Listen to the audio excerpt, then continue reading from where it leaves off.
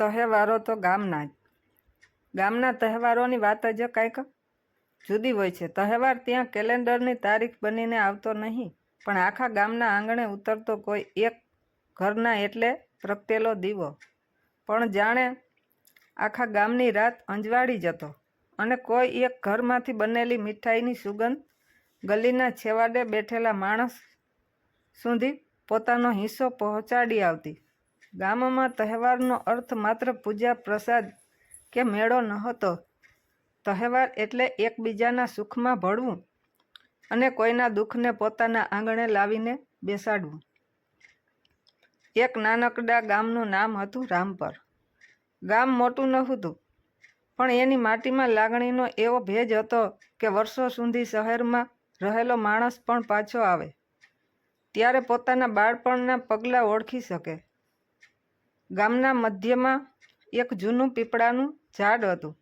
એની છાયામાં ચોરો અને ચોરાની બાજુમાં નાનું એવું કૃષ્ણ મંદિર. મંદિરની દિવાલો પર સમયની આંગળીઓના નિશાન હતા. શિખર પરનો રંગ કયાંકથી ઉખડી ગયો હતો, છતાં ગામની શ્રદ્ધામાં ક્યારેય રંગ ફીકો પડ્યો નહોતો. જન્માષ્ટમી આવવાની હોય એ પહેલાં જ રામપરનું વાતાવરણ બદલાઈ જતું. વહેલી સવારથી મંદિરના ચોરાની સફાઈ થતી, ઘરની છોકરીઓ આંગણે રંગોળી પૂરતી અને વૃદ્ધો પીપળાની નીચે બેસીને આ વર્ષે મેળામાં શું કરવું એની ચર્ચા કરતા. કોઈ તોરણ માટે આંબાના પાન લાવતું, કોઈ માટીના દીવા ઘડી લાવતું, તો કોઈ રાત્રિના ભજન માટે તૈયારી કરતું.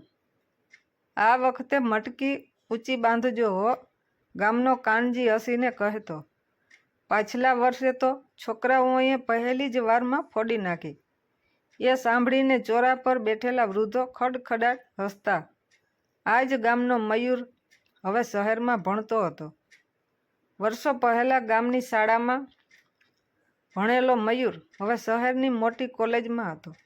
શહેરની ઊંચી ઇમારતો, ચમકતી દુકાનો, મોંઘી લાઇટિંગ અને મોટા ઉત્સવો જોઈને તેની નજરમાં ગામ ધીમે ધીમે જૂનું થવા લાગ્યું. જન્માષ્ટમીની રજાઓમાં તે ઘરે આવ્યો ત્યારે બાપુ મંદિરના ચોરાની સફાઈમાં હાથ બગાડી રહ્યા હતા. મયુરે બાઇક ઊભી કરી અને હેલ્મેટ ઉતારતા કહ્યું, બાપુ, તમે હજુ આ કામમાં પડ્યા છો?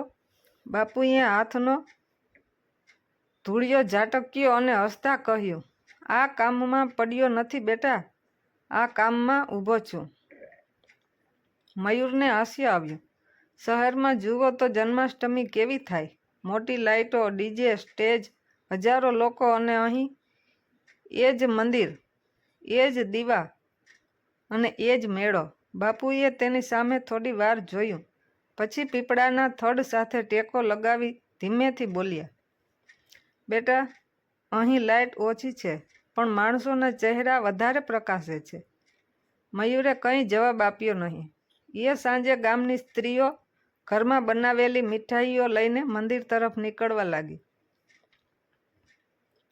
કોઈના હાથમાં સુખડી હતી, કોઈના હાથમાં લાડુ, કોઈ ઘીથી તરબતર મોહનથાળ લઈને આવ્યું હતું. કોઈએ પૂછ્યું નહીં કે કોણે કેટલું આપ્યું. જેના ઘરમાં જેટલું હતું એટલું પ્રેમથી આવ્યું. મયુર મંદિરની ઓસરીમાં ઊભો રહીને બધું જોતો હતો. એને શહેર યાદ આવ્યું, જ્યાં ઉત્સવ માટે મોંઘી કેટરિંગ કંપનીઓ આવતી, પણ પાડોશીના ઘરમાં શું બન્યું એની ખબર ક્યારેક બાજુના ફ્લેટમાં રહેતા માણસને પણ ન હોય. અહીં તો એક થાળીમાં મુકાયેલો લાડુ પણ કોઈ એકનો નહોતો, એ આખા ગામનો હતો. જન્માષ્ટમીનો દિવસ ધીમે ધીમે સાંજમાં ઉતર્યો. આકાશમાં વાદળોની પાતળી ચાદર હતી. પીપળાના પાન પવન સાથે સરસતા હતા. મંદિરમાં દીવા પ્રગટ્યા અને ચોરા પર બાળકોની દોડધામ શરૂ થઈ. એવામાં ગામના છેવાડેથી 4 યુવાનો ખાટલો ઉંચકીને આવતા દેખાયા. મયુરે ધ્યાનથી જોયું. ખાટલા પર રઘુ કાકા હતા. રઘુ કાકા ગામના સૌથી વૃદ્ધ માણસોમાંના એક. સફેદ ધોતી, ઢીલું જભું, માથે ફેટ અને ચહેરા પર સમયની ઊંડી રેખાઓ. છેલ્લા ઘણા મહિનાથી તબિયત એવી હતી કે ઘરની બહાર નીકળવું પણ મુશ્કેલ બન્યું. મયુર આગળ વધ્યો. રઘુ કાકાને અહીં કેમ લાવ્યા? એમને તો ઘરે આરામ કરવા દો ને.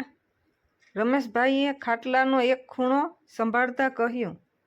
તહેવારના દિવસે આરામ તો આપણે કરી લઈશું બેટા, પણ કાકા ઘરમાં એકલા બેસે એ કેમ ચાલે? પણ કાકા તો આવી શકતા નથી. રમેશભાઈ હળવેથી હસ્યા. એટલે અમે કાકાને લઈને આવ્યા. મયુર ચૂપ થઈ ગયો. ખાટલો મંદિરની સામે મુકાયો. રઘુ કાકાએ આંખો ખોલી સામે ઝગમગતા દીવા જોયા અને ધીમેથી બોલ્યા. કાનુડો આવ્યો? હા કાકા, રમેશભાઈએ કહ્યું. આજે તો તમને મળવા માટે જ વહેલો આવ્યો છે. રઘુ કાકાના સૂકા હોઠ પર બાળક જેવી ખુશી આવી ગઈ. મયુર દૂર ઊભો આ દ્રશ્ય જોતો રહ્યો. થોડી જ વારમાં મંદિરનો ચોરો લોકોથી ભરાઈ ગયો.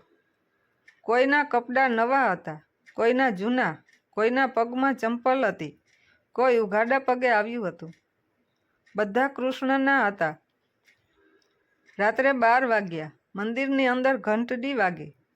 પછી શંખનાદ થયો અને જાણે આખું રામપર એક સાથે ધબકવા લાગ્યું.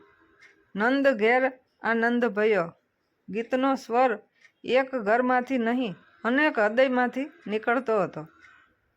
કોઈનો અવાજ તૂટતો હતો, કોઈ સૂરથી બહાર જતો હતો. છતાં એ ભજનમાં એવી મીઠાશ હતી જે શહેરના મોટા સંગીત મંચ પર પણ કદાચ ન મળે. મયુરની નજર રઘુ કાકા પર પડી. વૃદ્ધ હાથ જોડીને આંખો મીચીને બેઠા હતા. એ ક્ષણે મયુરને લાગ્યું કે વર્ષો જૂનું મંદિર આજે પહેલી વાર એને મોટું દેખાઈ રહ્યું છે. આરતી પૂરી થઈ. પ્રસાદ વહેંચવા લાગ્યો. મંદિરની બહાર એક નાનો છોકરો ઊભો હતો. હાથમાં પ્રસાદની નાની થાળી. બધા બાળકો પ્રસાદ ખાઈ રહ્યા હતા, પણ એ છોકરો થાળી લઈને એકલો ઊભો હતો. મયુર એની પાસે ગયો. બેટા, પ્રસાદ કેમ નથી ખાતો? છોકરાએ માથું ઊંચું કર્યું. મારી માં આવી નથી તો એ ઘરે છે, એને તાવ છે, હું આ એની માટે લઈ જઈશ. એટલું કહીને છોકરાએ પ્રસાદની થાળી છાતી સાથે લગાવી દીધી. મયુરના મનમાં કંઈક હલી ગયું. એણે છોકરાના માથા પર હાથ ફેરવ્યો. ચાલ, હું તને ઘરે મૂકી આવું. છોકરો ખુશ થઈ ગયો. રસ્તામાં મયુરને પહેલી વાર સમજાયું કે તહેવારની સાચી રોશની દીવામાં નથી હોતી, એ તો કોઈની રાહ જોતા બાળકની આંખોમાં હોય છે. કોઈ બીમાર વૃદ્ધને ખાટલે બેસાડીને મંદિર સુધી લાવનારા હાથમાં હોય છે. કોઈ ગરીબ ઘરની સ્ત્રી પોતાની પાસેના થોડા લાડુમાંથી 2 લાડુ બીજાના ઘેર મોકલે, એ ઉદારતામાં હોય છે. બીજા દિવસે સવાર થોડી શાંત હતી. મંદિરનો ચોરો ગઈ રાતની ઉજવણી પછી જાણે ઊંઘી રહ્યો હતો. અહીં ત્યાં પડેલા ફૂલ, બુઝાયેલા દીવા અને રાત્રિના ભજનની બાકી રહેલી ધૂન હજી હવામાં તરતી હતી. મયુર પીપળા નીચે બેસેલા બાપુ પાસે ગયો. બાપુ, હા બેટા, તમે કાલે સાચું કહ્યું હતું. બાપુએ એની તરફ જોયું. મયુર થોડો અટક્યો. શહેરમાં મેં ઘણા તહેવારો જોયા છે, પણ કાલે પહેલી વાર તહેવાર જોયો. બાપુના ચહેરા પર સંતોષની રેખા ફરી વળી. સમજ્યો? હા. થોડી વાર મૌન રહ્યું. પછી મયુરે ગામના યુવાનોને બોલાવ્યા. આવતા વર્ષે આપણે મેળામાં કંઈક નવું કરીશું. કાનજી તરત બોલ્યો. ફરી મટકી ઊંચી બાંધવાની. બધા હસી પડ્યા. મયુર પણ હસ્યો. મટકી તો બાંધશું જ, પણ એની સાથે બીજું પણ શું? ગામમાં જે વૃદ્ધો તહેવારે મંદિરે આવી શકતા નથી, એમને આપણે ઘરે જઈને લઈ આવીશું. જે બાળકો પાસે નવા કપડાં નથી, એમને ગામ મળીને કપડાં આપશે. અને જે ઘરમાં તહેવારના દિવસે ચૂલો ન સળગે, ત્યાં આપણા ઘરના ચૂલામાંથી એક રોટલી જરૂર જશે. ચોરા પર બેઠેલા વૃદ્ધો એકબીજાની સામે જોઈને મલક્યા. બાપુ થોડે દૂર ઊભા હતા. તેમની આંખોમાં ગર્વ હતો. તેમણે મયુરને નજીક બોલાવ્યો. હવે સમજાયો તહેવાર. મયુરે પિતાના પગે હાથ મૂક્યો. હા બાપુ. તેની આંખોમાં પણ ભીનાશ હતી. તહેવારો તો ગામના જ હોય. અહીં ભગવાન મંદિરમાં જન્મે છે, પણ સાચો આનંદ માણસના હૈયામાં જન્મે છે. બાપુએ દીકરાના માથા પર હાથ મૂક્યો. પીપળાના પાન ફરી સરસર્યા. મંદિરની ઘંટડી કંયાક પવનથી હળવેથી વાગી. મયુર થોડા દિવસ પછી શહેર પાછો ગયો. શહેર એ જ હતું. એ જ ઊંચી ઇમારતો, એ જ ચમકતી લાઇટો, એ જ ભીડ અને એ જ ઉતાવળ. પણ હવે એની આંખો બદલાઈ ગઈ. શહેરમાં તહેવાર આવે ત્યારે તેને રામ પરનું પીપળો યાદ આવતો. માટીના દીવા યાદ આવતા. રઘુ કાકાની આંખોમાં દેખાયેલો આનંદ યાદ આવતો. બીમાર મા માટે પ્રસાદ લઈને દોડતો નાનો છોકરો યાદ આવતો. અને પછી એને સમજાતું કે શહેરે એને ઉજવણી કરવાની રીત શીખવી હતી, પણ ગામે એને તહેવાર જીવવાની રીત શીખવી હતી. એટલે જ કદાચ તહેવારો તો ગામના જ હોય છે, કારણ કે ત્યાં તહેવાર ઘરમાં નથી ઉજવાતો. તહેવાર આખું ગામ બનીને ઉજવાય છે.